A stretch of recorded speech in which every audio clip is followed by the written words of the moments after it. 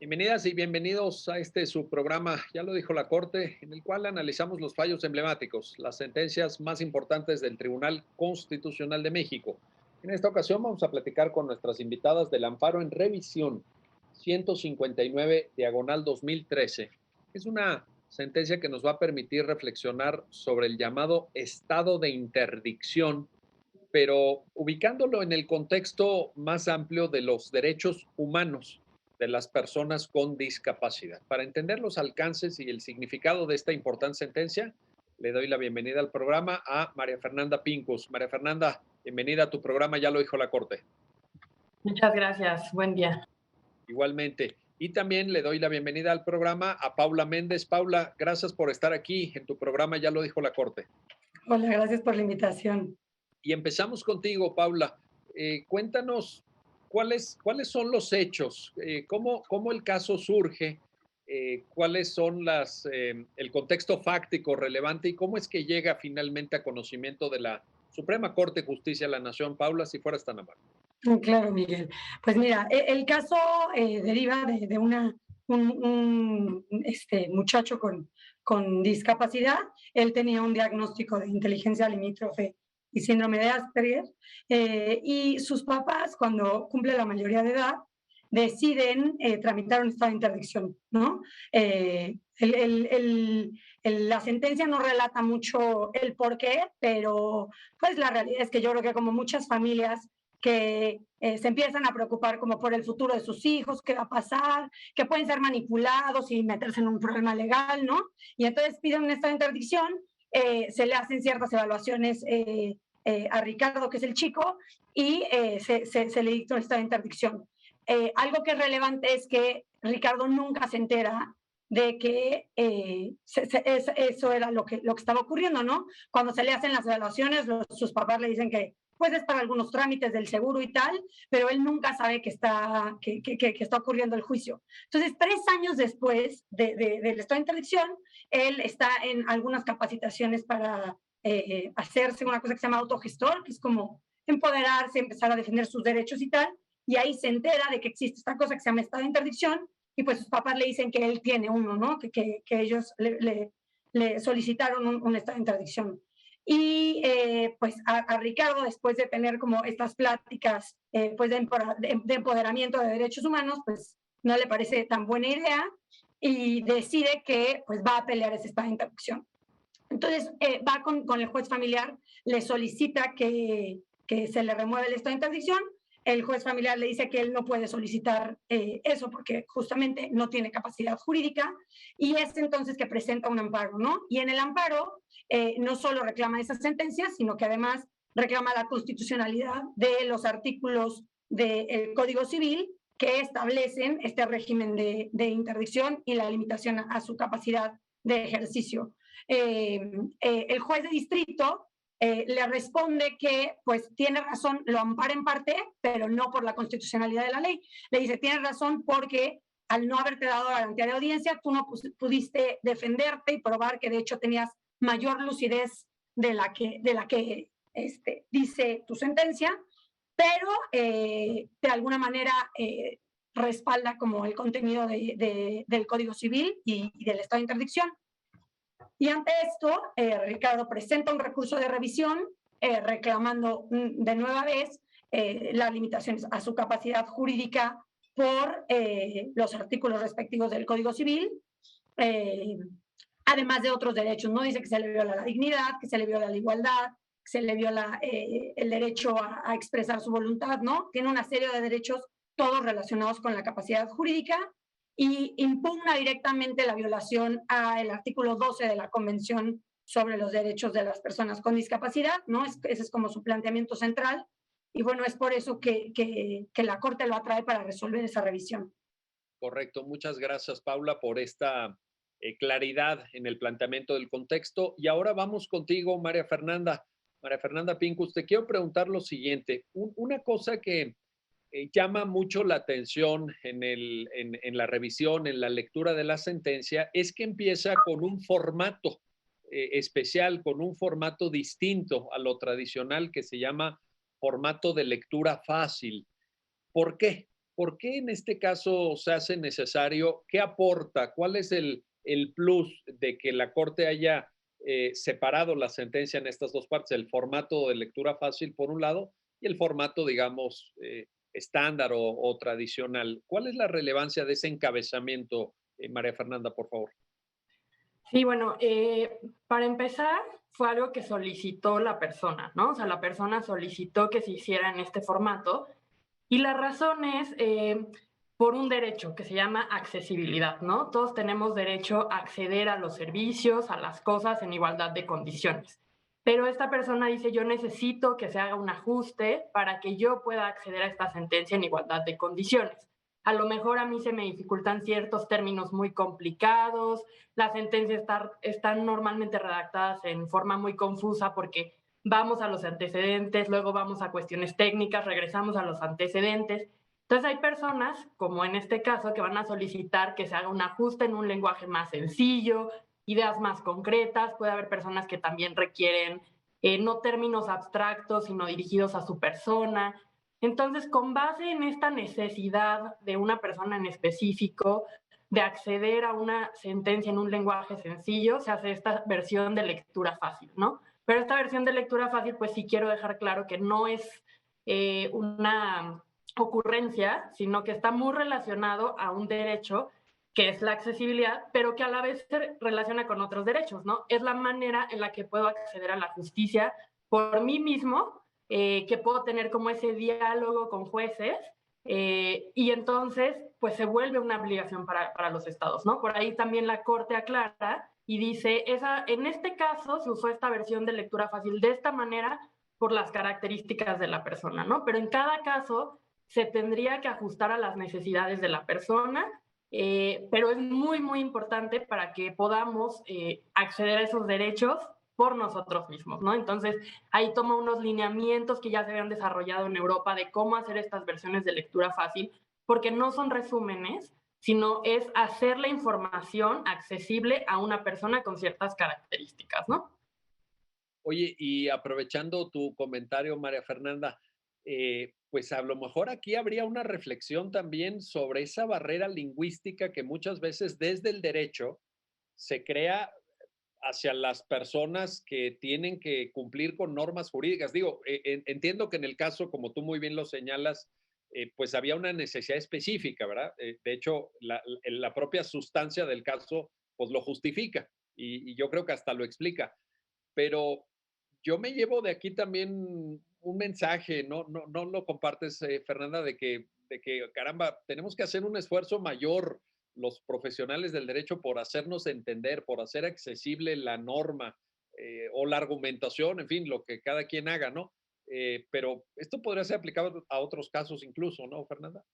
Sí, claro, porque además, bueno, este tema de accesibilidad es para todos, ¿no? Entonces todos tenemos que poder acceder, en este caso, a la justicia, ¿no? A los tribunales.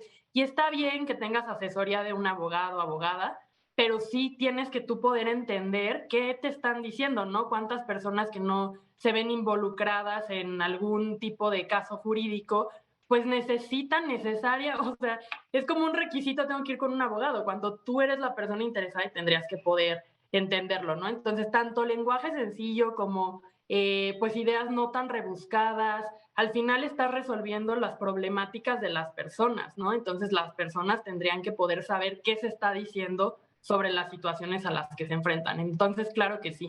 Yo siempre digo que hablamos en abogadil, pero tenemos que hablar en español, ¿no? Entonces, sí es como un ejercicio que tenemos que hacer desde la escuela de derecho que nadie nos lo dice, nadie nos dice tienes que escribir rebuscado, pero pareciera que nos lo enseñan en la escuela, ¿no? Entonces yo también voto por sentencias sencillas, claras, directas y no tan largas, no hay necesidad de darle vueltas a las cosas. Aprobado, aprobado el proyecto en sus términos. Muy bien, y sí, abogadil, yo alguna vez usaba el término de que hablamos en abogadés, ¿no? Así como hay inglés, portugués, francés, así hay abogadés, pero es una separación, ¿eh? Es de verdad un abismo el que se produce por esta complejidad del lenguaje. O sea, aquí mismo en el programa, estas sentencias que analizamos y comentamos, lo intentamos hacer de forma asequible, amable, pues, pero muchas veces yo también pienso que cuesta seguir estas explicaciones si uno no tiene una formación y no es correcto. Yo creo que el derecho es para todos, el derecho es para todos. Bueno, ahí queda, ojalá María Fernanda, que te hayan escuchado muchas personas, sobre todo los que te tienen que escuchar y las que te tienen que escuchar, y vayamos en ese sentido. Ahora, regreso contigo, Paula, para lo siguiente. La argumentación de la Corte toma como punto de arranque, digamos, como punto de partida, el derecho a la igualdad y el derecho a no ser discriminados. ¿Por qué? ¿Qué aporta esta óptica? ¿Por qué la Corte se enfoca antes que nada en eso, en igualdad y no discriminación? Paula, por favor. Pues creo que es parte de entender la lógica de este sistema del estado de interdicción y su impacto, o el impacto desproporcional que tiene en un grupo, en un sector de la población, ¿no? O sea, porque, claro, la sentencia del juez de distrito justamente había respondido en este sentido, ¿no? Diciendo no se viola la igualdad y no discriminación porque pues a ti se te practicó un examen y es con base en ese examen en que se te está imponiendo esto, ¿no? No simplemente porque tienes discapacidad. Pero pues aquí hay un problema porque es un régimen que solo se aplica en estos casos, ¿no? Entonces, creo que es muy relevante que la Corte lo haga desde ahí como para hacer entender que ese es el problema del sistema, ¿no? Justamente como esta aplicación, pues, compartimentalizada a un solo grupo, en donde no se está viendo el impacto que tienen sus derechos, porque pareciera que como se les aplica a todos, entonces ya no importa, ¿no? Entonces, creo que por eso es muy relevante y además, pues es el punto de partida para de ahí hablar del tema muy relevante de esta sentencia, que es cómo habla del modelo social y de esta transición que hay en el modelo de discapacidad, ¿no? Ahora, lo que nos tiene que quedar claro, Paula, en términos de la sentencia es que la discapacidad no puede ser tomada en cuenta para efectos de otorgar un trato diferenciado, ¿no? O sea, en ese sentido es que la sentencia, digamos, tomemos como punto de partida ese. ¿Es correcto? Exactamente. Es como recordarnos parte del artículo primero constitucional, que no puede ser la razón de discriminación, ¿no? Y como te digo, y el problema es que pues un sistema que está creado solamente para aplicarle esa categoría, pues en sí mismo ya resulta discriminatorio, ¿no? Es una de esas que llamamos categorías sospechosas, ¿no? Exactamente. Y que han sido pues muy utilizadas en la jurisprudencia también reciente para otros efectos. Discapacidad es uno de ellos, pero hay ahí también otros conceptos clave en estas categorías llamadas sospechosas. A ver, regreso contigo, María Fernanda. Paula acaba de mencionar algo importantísimo, algo totalmente esencial, me parece, en el desarrollo argumentativo de la sentencia, el modelo de la discapacidad. Porque ¿de dónde veníamos, María Fernanda? Veníamos de un modelo de entender la discapacidad como una enfermedad, tal vez, como un problema que se resumía en atención médica de la persona, tal vez, y de ese modelo que te pido que nos ayudes a entender, pues cuéntanos también hacia dónde la argumentación de la Corte nos dirige y cuál es el modelo que estima la sentencia. Correcto, María Fernanda, por favor. Sí, si me dejas, me voy hasta un poquito más atrás. O sea, esto de los modelos es como la forma en cómo vemos y cómo atendemos la discapacidad, ¿no? Entonces, pues también antes de lo médico, había un modelo que le decimos de prescindencia, ¿no? Donde la discapacidad simplemente se concebía como una tragedia, como una maldición, como algo que lo único que había que hacer era lamentarse y pues por lo mismo excluir a esas personas, ¿no? No tenían nada que aportar a la sociedad y pues básicamente era algo malo que pasaba, ¿no?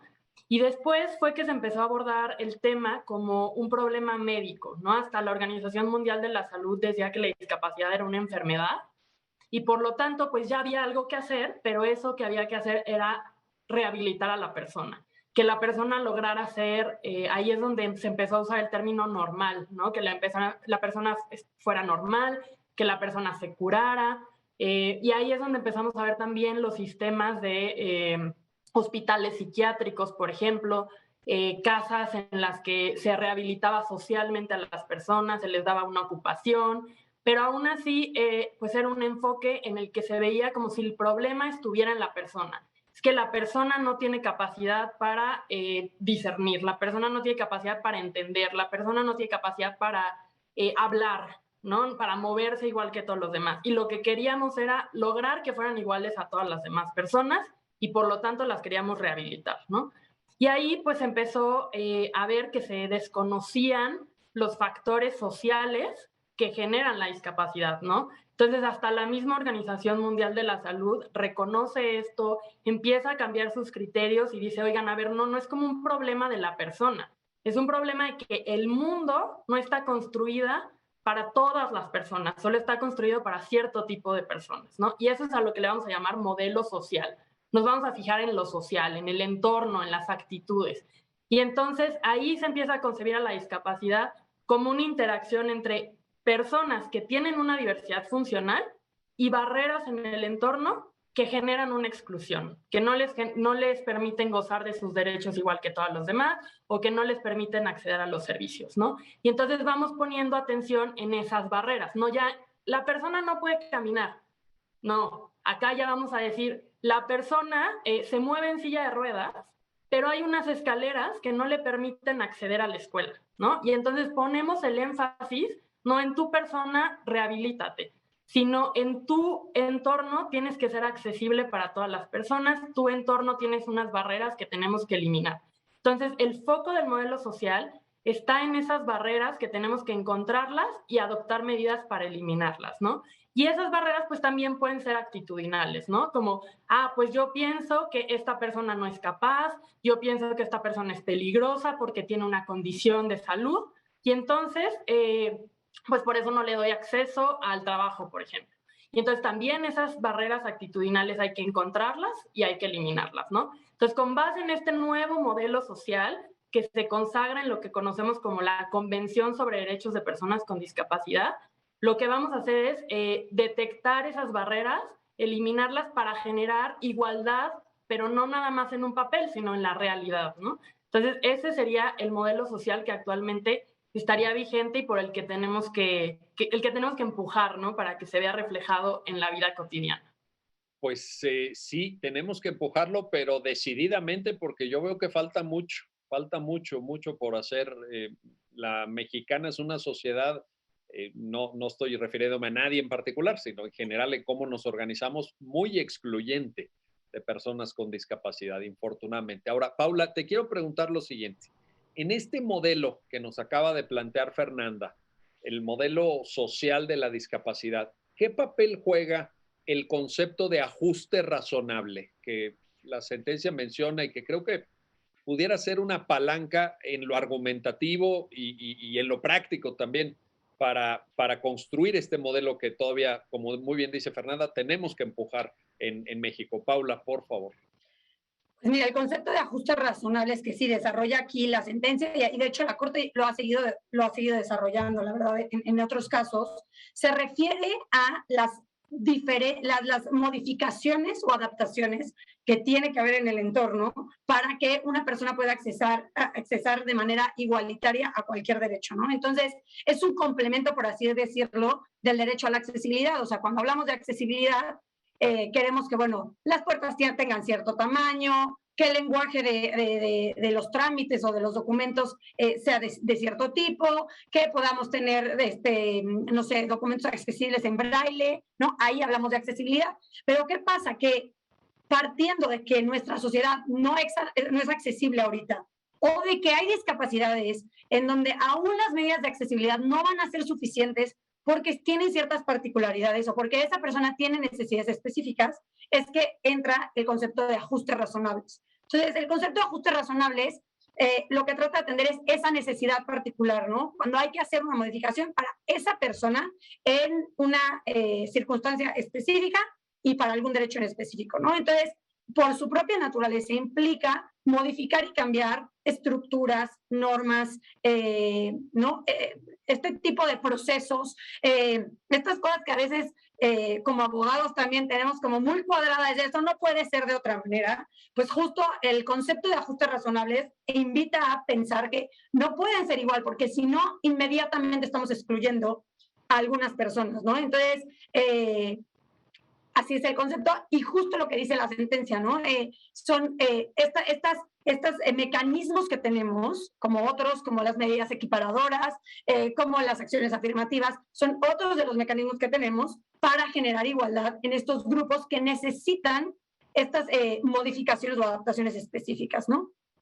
Correcto, muy bien. Bueno, vamos a hacer una pausa, no se vayan, vamos a continuar en muy pocos segundos platicando con nuestras invitadas de este amparo en revisión 159, diagonal 2013, y el tema complejo, como ustedes lo ven, de los derechos de personas con discapacidad, los derechos humanos, evidentemente, de personas con discapacidad, y específicamente del estado de interdicción. Volvemos enseguida.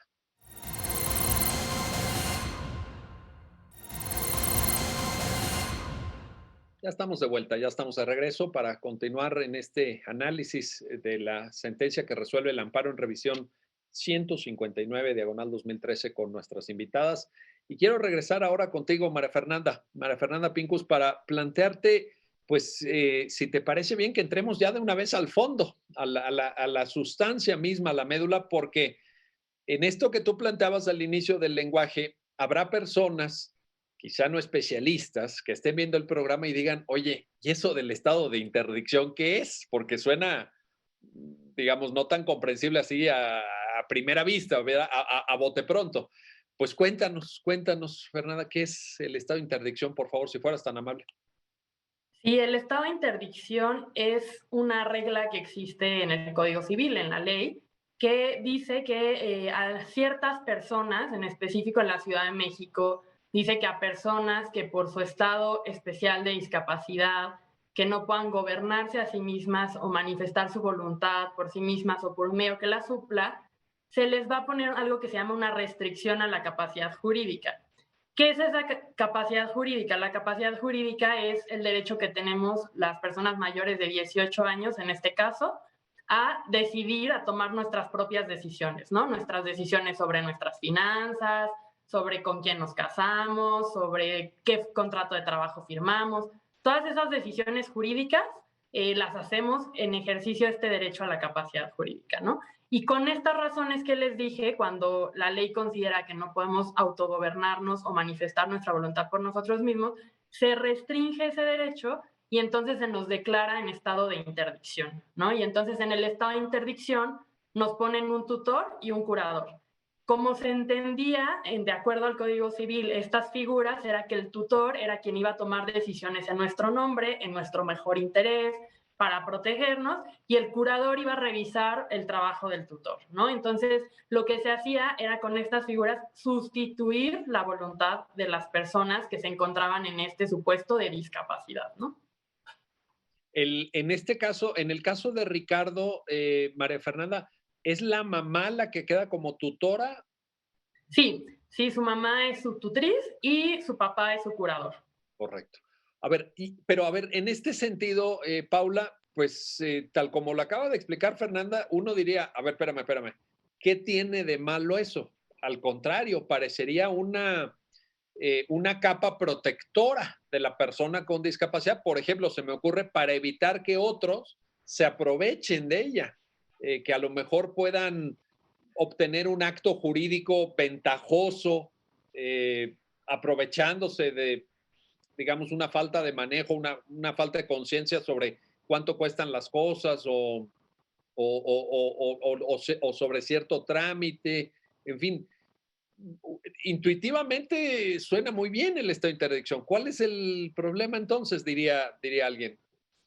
Pues creo que justo lo que estás diciendo es lo que provocó que estos regímenes se les conoce como de sustitución de la voluntad, se impusieran, ¿no? Porque no es solo de México, o sea, en todo el mundo hay regímenes de sustitución de la voluntad. Yo creo que vienen del derecho romano, seguramente. ¿Y por qué? Pues justamente, ¿no? Por esta preocupación, yo diría, muy paternalista de proteger a las personas con discapacidad. Pero vuelvo, es muy paternalista, ¿no?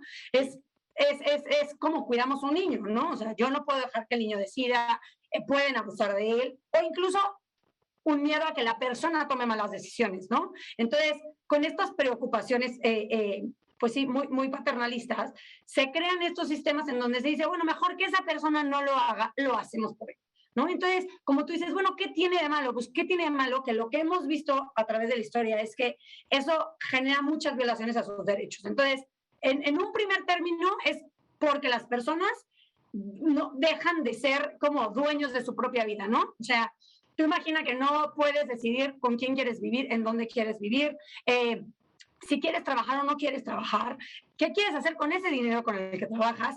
Esas son las cosas que van formando nuestra vida, ¿no? Ese tipo de decisiones que tomamos todo el tiempo es lo que genera nuestro proyecto de vida. Entonces, pues, por una parte, no se les permite tener este proyecto de vida.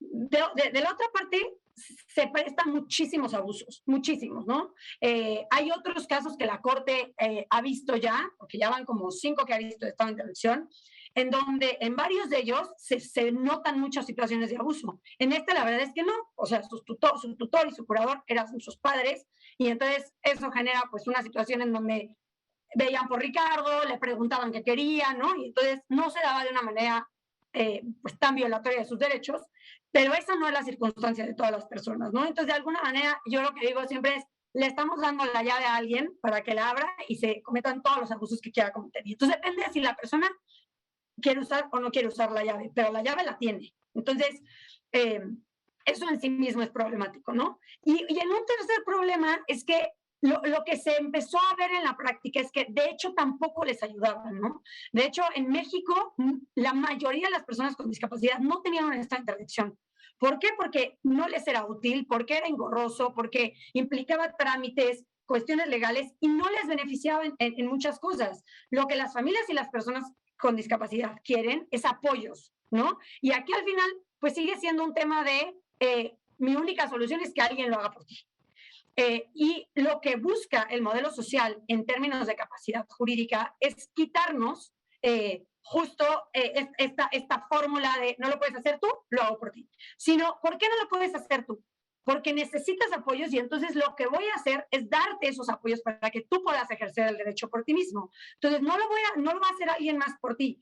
Reconocemos que seguramente tienes necesidades y necesitas esos apoyos para poder llevar a cabo el ejercicio de tu capacidad jurídica, pero entonces mi enfoque, bajo este modelo social, en donde lo que buscamos es cambiar el entorno y no la persona, mi enfoque es ver qué apoyos necesitas para poder ejercer esa capacidad jurídica. En vez de una sustitución de decisiones, ¿sería un apoyo para tomar decisiones, Paula? Exactamente. Muy bien. Oye, y claro, ahí tienes razón, porque claro, si tuviéramos que proteger a todas las personas con esta visión paternalista para que no tomaran malas decisiones, pues yo creo que este tipo de juicios se multiplicarían, ¿verdad? Porque vaya que en la biografía de las personas, pues casi la toma de malas decisiones es lo que marca la biografía, yo diría, de casi cualquier ser humano, ¿verdad? De casi cualquier ser humano. Por eso hay que centrarlo ahí, como tú muy bien dices, para efecto de ver cuándo sí, cuándo no, etcétera. Ahora, en ese punto, María Fernanda, en el que acaba de plantear ahorita Paula, ¿verías tú que ese podría ser el detonante de que en lo argumentativo, yo sé que esta es una cuestión técnica que a lo mejor más de lenguaje abogadil, como tú misma decías, Fernanda, al principio, pero es por eso que la Corte utiliza la técnica de la interpretación conforme, en esta sentencia al menos, y no se va directamente a la declaratoria de inconstitucionalidad para dejar esta puerta o esta llave todavía funcionando, para no tirar la llave, ¿no? Al mar, usando el símil de la llave que proponía Paula, para no tirar la llave al mar, me voy por la interpretación conforme y no por la declaratoria de inconstitucionalidad. ¿Lo verías de esta forma, María Fernanda? Sí, pues así usando lo de la llave sería como tirar la llave de te doy permiso de hacer con mi vida lo que tú quieras, y entonces tiramos la llave del abuso y la llave que nos quedamos es la del apoyo, ¿no? O sea, había dos llaves, digamos. Para seguir cambiando, así. Pues es que en este caso lo que pasa es que cambia la función de los tutores, ¿no? Pero creo que sí, o sea, lo que me planteas sí. Yo creo que la Corte lo que dijo es, a ver, ahorita esta es la regla que tenemos, la que pone tutores y curadores, y entonces la Corte lo que dice es, yo pues no puedo dejar a la gente así sin nada, ¿no? Paula decía ahí, reconocemos que algunas personas necesitan apoyos y además estamos reconociendo que hay diversidad de personas, ¿no? En diferentes condiciones, en diferentes contextos. Y entonces la Corte ahí hace una argumentación y dice, siempre tenemos que buscar salvar la constitucionalidad de las normas para no dejar un vacío legal, no dejar como, ¿ahora qué? ¿No? O sea, si eliminamos estas normas y entonces, ¿ahora qué? Pero sí creo que la Corte reconoce y dice, estas normas pues le dan la llave a la persona para que abuse, ¿no? Porque dice, o sea, en palabras técnicas lo que la Corte dice es, se entiende como una institución cerrada. Si consideramos que no puedes tomar decisiones, te ponemos un tutor que va a tomar todas las decisiones por ti. Y si eres mayor de 16 años, sí te va a preguntar, pero no te tiene que hacer caso. Y entonces ahí es donde la Corte dice, eso está mal, ¿no? Y entonces la Corte dice, pero sí podemos salvar la norma en este caso, y entonces lo que tenemos que hacer es interpretarla diferente. Y eso es la interpretación conforme, ¿no? Vamos a interpretarla de una manera que no tomen decisiones por ti, sino que sea una manera que sea acorde a la Constitución y acorde a la Convención sobre Derechos de Personas con Discapacidad, que por ahí Paula lo mencionó, ¿no? La Convención lo que nos dice es todas las personas tienen derecho a la capacidad jurídica, o sea, todas las personas tienen derecho a tomar sus propias decisiones.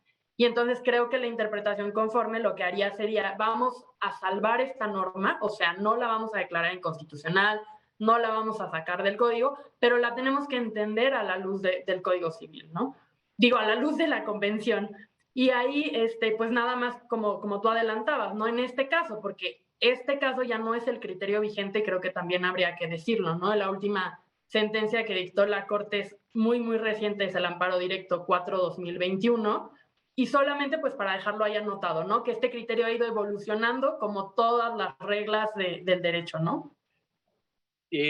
Pues sí, porque venimos de cambios de criterios y de nuevas formas de comprender pues todos estos fenómenos.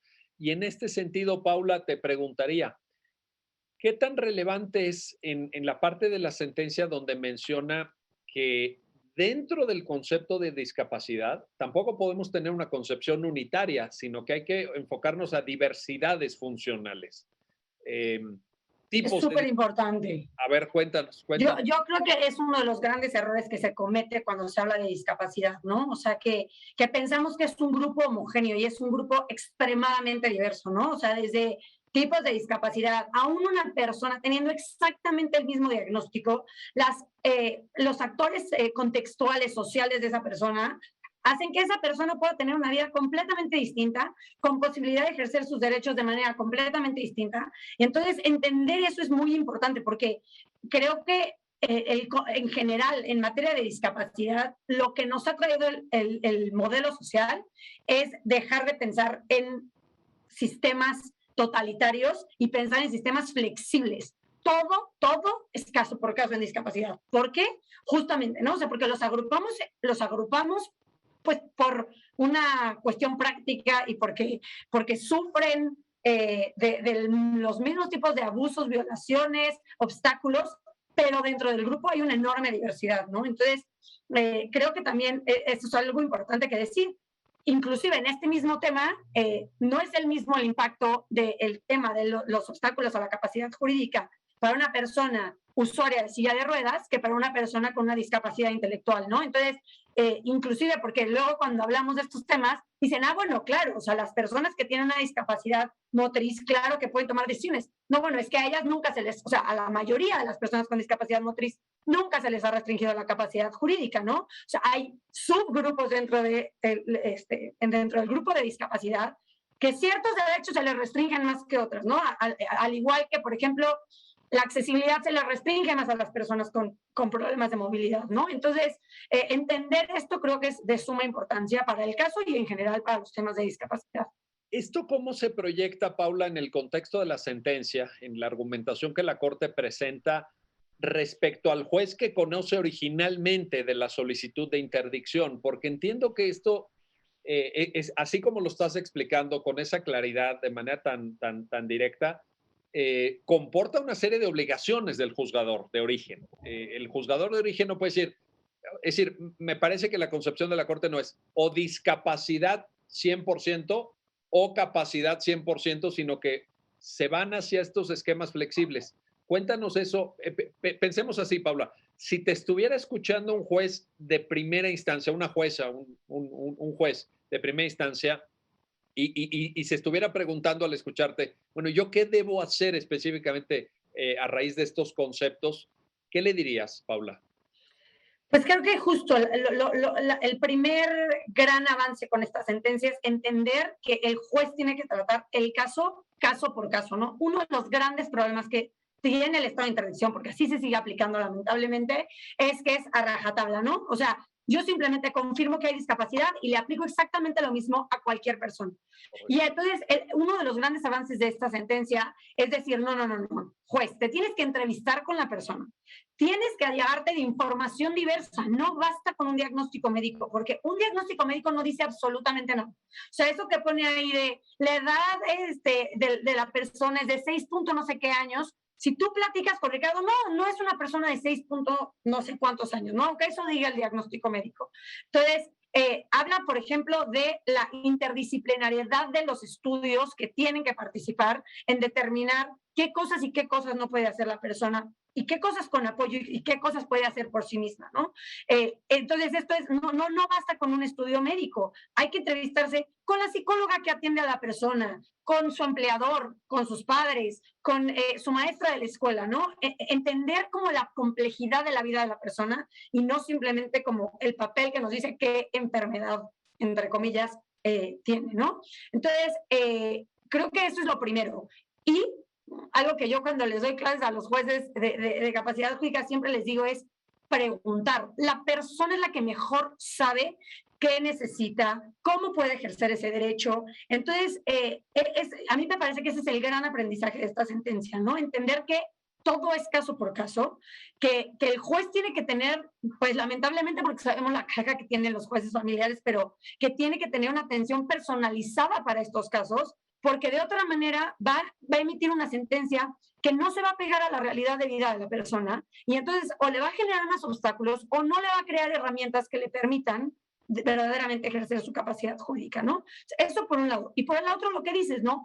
La sentencia nos da un mayor espectro, ya no es todo o nada, ¿no? Sino que para mí la sentencia crea 3 posibilidades. Una es, pues a pesar de que tienes discapacidad, de todo esto me doy cuenta que realmente no necesitas un estado de interdicción, aunque tienes discapacidad, lo cual antes parecía que no era posible. Me dicen que tienes discapacidad, tengo que ponerte un estado de interdicción, ¿no? Luego hay como el del medio, que es, sí necesitas un estado de interdicción, pero en su modalidad de apoyo, ¿no? Y la última, que esta pues es más cuestionable dado las últimas sentencias de la Corte, pero pues es importante decirlo, deja un espacio a el caso extremo, ¿no? El caso verdaderamente extremo, pues se tendrá que seguir sustituyendo a la voluntad. Y a mí me gusta pensar que en ese caso extremo solo hay que interpretarlo verdaderamente a la persona que está en coma y no hay posibilidad alguna de que emita su voluntad o de interpretar su voluntad, aunque te digo, aún eso sería cuestionable dado los últimos criterios de la Corte, pero bueno, nos crea al menos como estas gradas. Y oye, pero ¿se te ocurriría algo antes del estado de coma? Digamos que donde se justifique sustituir, pues no, realmente no. Mira, te voy a decir, yo creo que también desde esa sentencia de la Corte ha avanzado mucho también la doctrina, otros países tienen nuevas legislaciones y de lo que se habla más bien es de la interpretación de la voluntad y preferencias de la persona, ¿no? Entonces, entendemos, aquí es un problema, yo digo, es un problema no tanto de si puedes o no puedes tomar una decisión, sino comunicativo, si puedes comunicar esa decisión. Entonces, creo que los problemas o estos casos extremos se plantean en estos casos en donde la persona tiene sus deficiencias son comunicativas y por lo tanto nos es difícil que un tercero comprenda lo que esa persona quiere. Pero creo que aún ahí no estamos hablando de una sustitución de la voluntad, porque cuando hablamos de sustitución de la voluntad, la función del tutor era voy a decidir lo que a mi juicio es mejor para esa persona, ¿no? Como le haces con un menor, ¿no? El interés superior de la niñez, ¿no? Es pero tú en un punto de vista externo determinas cuál es. Y a lo que llama el criterio de interpretación de las preferencias y voluntad de la persona, es a ponerse en el lugar de la persona, ¿no? Y la doctrina habla de muchísimas maneras de hacer eso, ¿no? Una persona, por ejemplo, que está en coma, pues vivió una vida completa en donde podemos ver qué hubiera decidido en este tipo de casos, ¿no? O igual y manifestó su voluntad para ciertas cosas de maneras que no consideramos formales o jurídicas, pero que sí nos permiten tener elementos para determinar qué quiere esa persona, ¿no? Entonces, creo que por eso ya no nos gusta hablar de sustitución, aunque en la práctica vaya a ser alguien que nos diga cuál es esa voluntad de la persona, ¿no? Pero sí creo que es como pararte desde un punto completamente distinto. Sin duda alguna. Bueno, vamos a hacer una pausa, no se vayan, regresamos enseguida para la tercera parte de esta conversación con nuestras invitadas sobre el amparo directo 159-2013 y el respeto inequívoco, absoluto de los derechos humanos de las personas con discapacidad. Regresamos enseguida.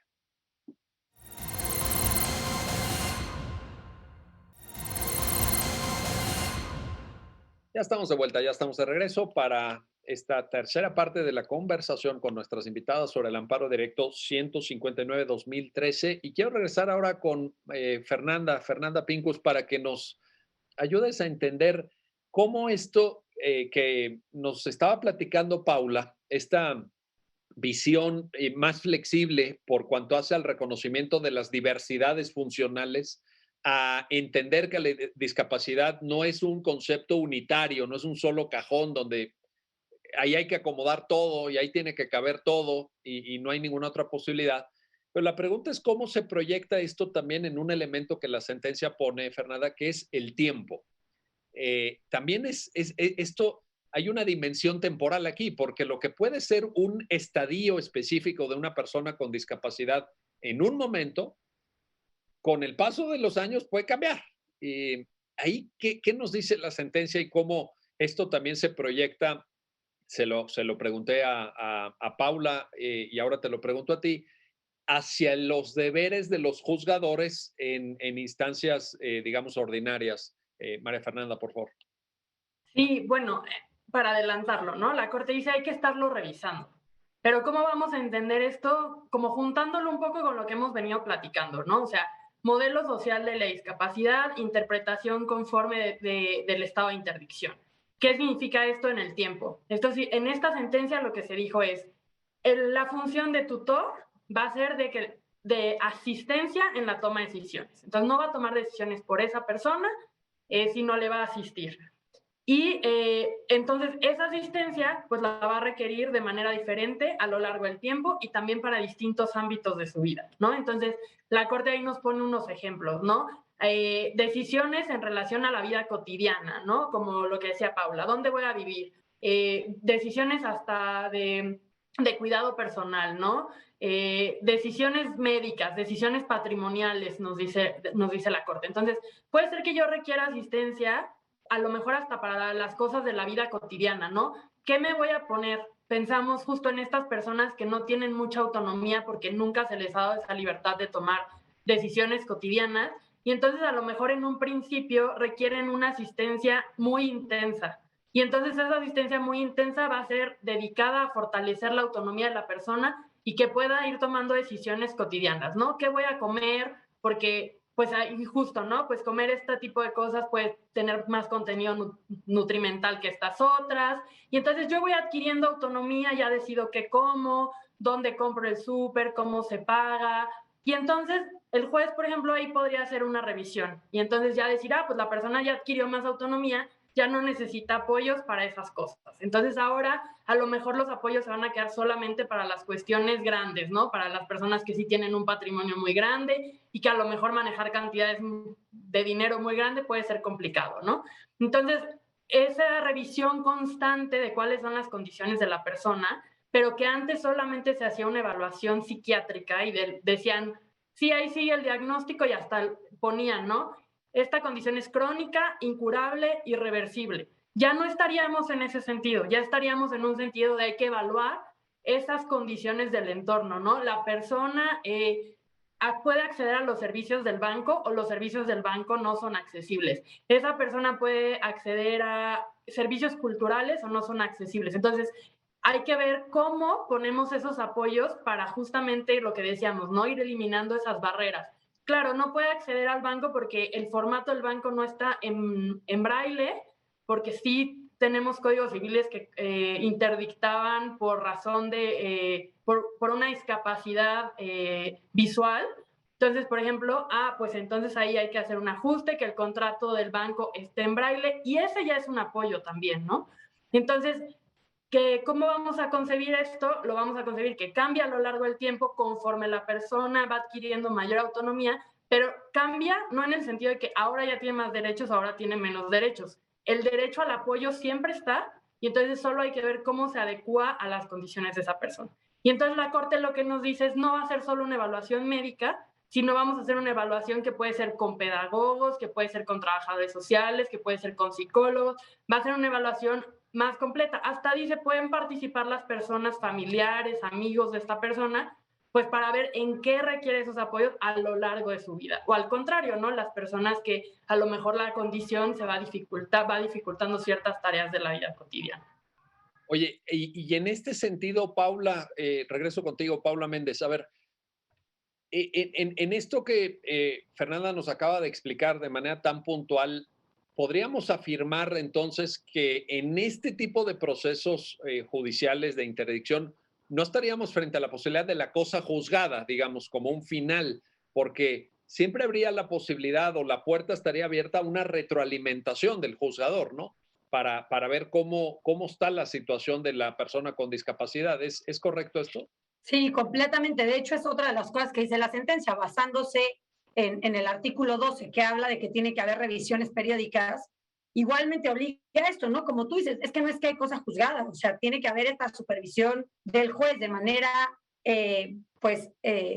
recurrente, en donde el juez, pues, vea, ¿no? Si sigue siendo vigente lo que se determinó, o sea, como dice María Fernanda, por las necesidades o nuevas posibilidades de la persona, hasta las circunstancias, ¿no? O sea, ¿qué pasa si mi tutor, quien era mi tutor, pues ya no me está funcionando a mí, o ya esa persona ya no quiere ser mi tutora porque ya está en una circunstancia de vida que no le permite ser quien me asiste, o está viendo cierta situación de abuso? Ahí es donde entra como este concepto súper importante en el tema de capacidad jurídica, que es el de salvaguardas, ¿no? Salvaguardas para evitar abusos, para evitar conflictos de intereses, y ahí pues creo que el papel del juez es fundamental, ¿no? Pero tiene que ser un papel significativo, porque en el Código Civil, de hecho, se prevé que vaya esas revisiones. Y la realidad, lo que ocurre en la práctica, es que esas revisiones se han convertido en te entrego un papel con estados financieros, eso es lo que se revisa, y con eso el juez tiene suficiente. Y pues creo que va mucho más allá de eso, ¿no? Va mucho más allá de estar administrando un patrimonio, porque lo que más nos preocupa es cómo se está cuidando a la persona, ¿no? Cómo se le está apoyando, no si se están administrando bien sus finanzas o no, ¿no? Creo que eso es algo relevante, claro, pero no lo principal. Una de las cosas que llama la atención, la sentencia lo menciona, y en algunos otros casos que aquí mismo en el programa hemos comentado, hemos analizado, es que a las personas bajo estado de interdicción o que tienen alguna limitación en su capacidad jurídica, de pronto no se les reconoce ni siquiera la legitimación activa para acudir a juicio. Esto me parece muy preocupante porque impide incluso que el juez se dé cuenta que es de esto que acabas de mencionar tú ahorita, Paula. Es decir, ¿se le está cuidando, no se le está cuidando? ¿Cómo evoluciona? Pues lo primero que tienes que hacer es reconocer que tienes que escuchar a la persona. A Ricardo no se le escuchó, también esto es algo que hay que mencionar. ¿Qué sucede con temas de acceso a justicia, por ejemplo, María Fernanda? ¿Cómo trabajar en esos asuntos? Siempre bajo la salvaguarda de los derechos, pero también dando este espacio a que el juez pueda tomar conocimiento directo de qué está sucediendo, ¿no? Sí, creo que esa es otra de las cosas súper valiosas que aportó esta sentencia, que pone en el centro la voluntad y las preferencias de las personas con discapacidad. Entonces, las personas con discapacidad antes iban hasta en el mismo juicio de interdicción o en otros juicios y les decían, no, pues que hable por ti tu tutor o tu tutriz, ¿no? Y ahora dicen, no, aunque una persona esté en estado de interdicción, tienes que escuchar a la persona, ¿no? Eso es poner en el centro su voluntad y sus preferencias. A mí me tocó ver casos donde la persona estaba en estado de interdicción, va y, le pide algo al juez, como le pide, oye, revisa quién es mi tutriz porque justo, no sé, a lo mejor me violenta, y los juezas decían, no, que venga y promueva tu tutriz, ¿no? Y te estoy Imagínate, diciendo. la serpiente que se muerde la cola, ¿no? O sea, si yo vengo y me quiero quejar de quien tiene a su cargo ejercer esta función de tutriz y tú me dices, no, porque tú no tienes capacidad procesal, tiene que venir tu tutriz ¿a qué? ¿A quejarse de ella misma? A decir la tutriz, no, mire, yo resulta que maltrato a esta persona que está, bueno, imagínate, ¿no? Ahí creo que la visión, ahí sí, perdón, pero la visión de nuestros colegas abogadas y abogados es de este tamaño. O sea, yo creo que ahí sí no estamos haciendo bien el trabajo. Sí, que creo que justo ahí habría que quedarnos con esto, ¿no? Hay que respetar la voluntad y las preferencias de las personas. Independientemente de su estado de interdicción, hay que escucharlas y hay que respetar lo que quieren, ¿no? Y entonces esta sentencia creo que ya empieza a darse cuenta de esta llave de abusos de la que hablaba Paula y dice, no, hay que escuchar a las personas porque lo que está de por medio es su dignidad y son sus derechos, ¿no? Entonces, independientemente si se les declaró una incapacidad civil, un estado de interdicción, hay que escucharlas y hay que estar a su voluntad y a sus preferencias.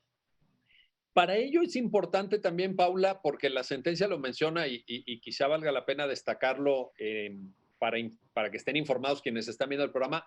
La sentencia dice, al juez le puede llegar información cualquier persona, que puede ser la persona con discapacidad en esta lógica que menciona María Fernanda de escucharla, puede ser el curador, puede ser el tutor, puede ser incluso un tercero ajeno que ponga en conocimiento del juez que está pasando algo para que de ahí se active el mecanismo judicial también de ver si las cosas siguen igual o tienen que cambiar. Esto es importante, ¿no? Esta apertura. Sí, completamente. Creo que es esto que te decía, ¿no? De las salvaguardas, o sea, de darnos cuenta cómo en este tipo de relaciones en donde muchas personas con discapacidad son dependientes de quienes son sus tutores o sus cuidadores, ¿no? Por así decirlo, pues a veces se generan estas situaciones en donde la persona con discapacidad no tiene como escapatoria y a duras penas tiene acceso a ir a un tribunal, ¿no? Entonces, generar estos mecanismos en donde puede venir un tercero a decir, oye, ahí está pasando algo raro, pues checa, porque en teoría tendría que ser el curador, pero pongamos el ejemplo de la circunstancia de Ricardo, ¿no? Sus papás eran su tutor y su curador. Entonces, si ellos estuvieran cometiendo algún abuso, pues obviamente lo pueden hacer de manera mancomunada, ¿no? De hecho, el primer caso en donde la Corte declaró el estado de interdicción inconstitucional, justo derivaba de una situación así, ¿no? O sea, había una colusión entre el tutor y el curador y era una situación espantosa de abuso.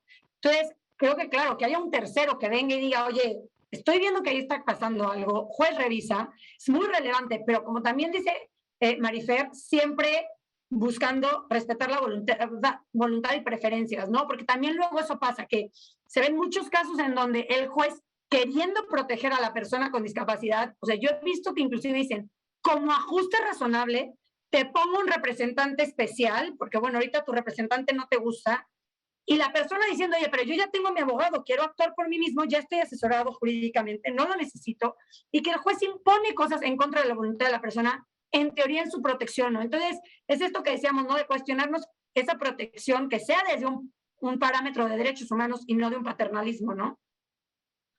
Aunque puede haber situaciones de frontera también. Yo me imagino que ya en la práctica no todo es blanco, no todo es negro, ¿no? Puede haber ahí, en función del propio concepto de diversidad funcional que recoge la sentencia.